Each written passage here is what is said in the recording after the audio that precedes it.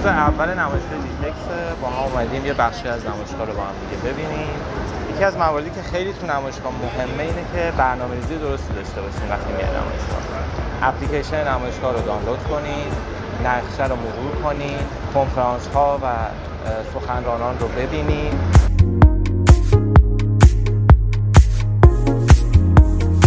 تفاوتی که نمایشگاه جیتکس با نمایشگاه نورفستار دیروز خیلی ملموس داره، اسکیل برندها از لحاظ دیزاینی، متراژ غرفه و حتی قدرت برند هاست.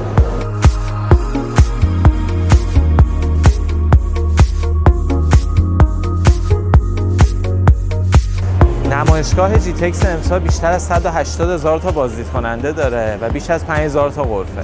غرفه هایی که تو نمایشگاه جیتکس ایرانی هاشون تقریبا 15 تا و تو نورفستار هم تقریبا 25 تا. اما خیلی هاشون با ملیت ایرانی اصلا حضور ندارن. این نشون میده که ما خیلی پتانسیلی داریم، ما کشورمون همین نزدیکه و خیلی از ایرانی‌ها میتونن غرفه داشته باشن در اینجا و پتانسیل خیلی بالایی داره. ولی جاشون خالیه. در مورد غرفه‌های ایرانی که صحبت کردیم با هم دیگه، یه تعدادشون الان اینجا هن.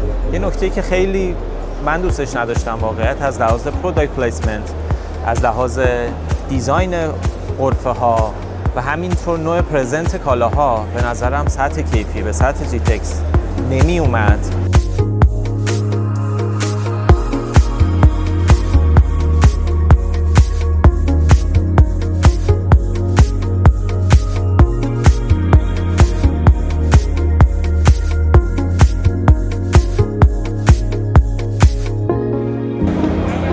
روز اول شروع رسمی جیتکس بود.